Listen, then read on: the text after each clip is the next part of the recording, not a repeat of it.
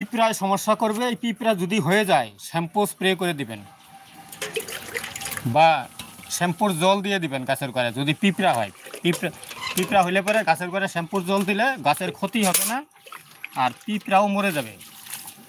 না মরা পর্যন্ত দিতেন, মানে সপ্তাহখানি দিবেন আর কি। যেই পর্যন্ত দেখেন যে গাছ মানে পিঁপড়া মরে নাই, সেই পর্যন্ত দিতেই থাকবে। এই যে তরল সার দিতেছি, এই তরল সারের পাওয়ারে গাছে কন্টিনিউ ফুল ফল দিতেই থাকবে।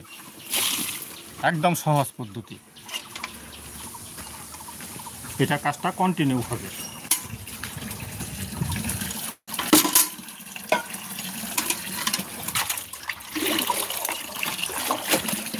তরল সার বানানোর লাইভ ভিডিও দেওয়া আছে, আপনারা দেখে নিন, কোনো অসুবিধা নেই। আমি আজকেও বলে দিছি তরল সার কীভাবে বানাবেন।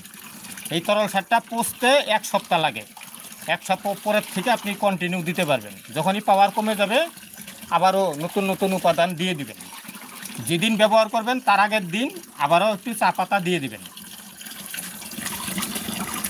আর একটু দুর্গন্ধ হইলে পরেই দিয়ে দিবেন, মানে চা পাতা। একটু দুর্গন্ধ হলেই চা পাতা দিয়ে দিবেন, ঝামেলা শেষ।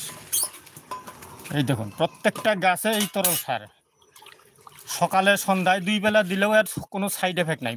শুধু আপনাকে নজর রাখতে হবে মাটিটা যেন শুকিয়ে না যায়। মাটি শুকিয়ে গেলেই তখন গাছ মানে ফল ফুল দিতে অসুবিধা হবে। এই তরল সার দিয়ে আপনাকে পুরো মাটি ভিজিয়ে রাখতে হবে।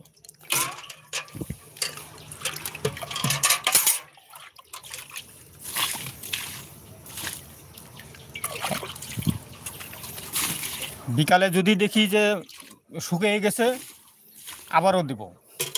মাটি শুকিয়ে গেলেই তরল সার দিতে হবে, গাছের গ্রোথ নষ্ট হবে না। সামান্য পয়সা, কি কি কিনতে লাগে, শুধু চা পাতাই তো কেনা। হ্যাঁ, আপনার প্রয়োজন হিসাবে চা পাতা কিনে এনে রেখে দিবেন, হয়ে গেল। এই একটাই মাটি একটাই সার, দেখুন।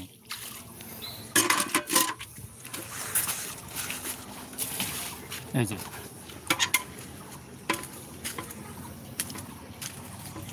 কোনো ঝামেলা নাই।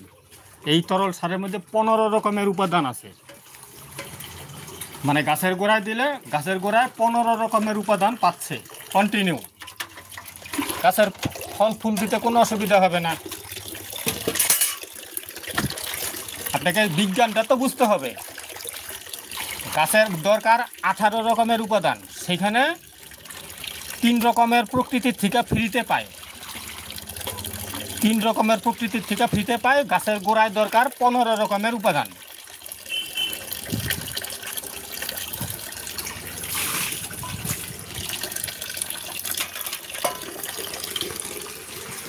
সমস্ত গাছে দিয়ে দিলাম। দেখুন, এই যে এগুলাতে কিন্তু এই যে পেঁপে গাছে জল বেরিয়ে যাচ্ছে, এইটাতে আর লাগবে না। এই যে এগুলাতে এখনও বেরোয় নাই, টপিকটা বুঝতে হবে।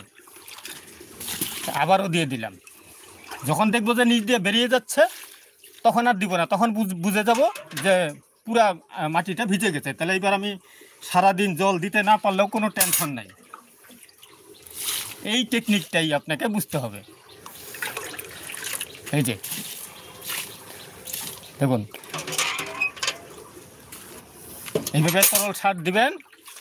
এই আঙ্গুর গাছে দিলাম, আঙ্গুর গাছের গোড়ায় 3টা আঙ্গুর গাছ আছে, সঙ্গে আবার গোলমরিচের গাছ আছে।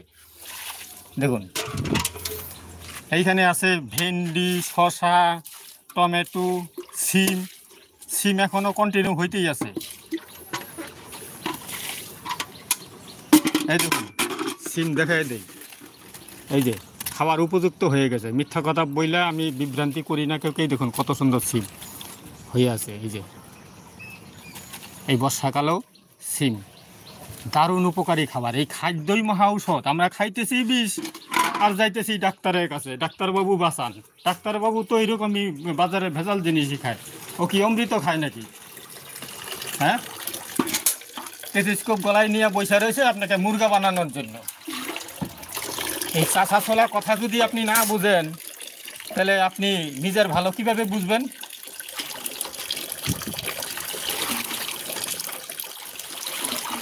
চাষা চলা ইশারা। আমার এই পদ্ধতিটা যেরকম সফল,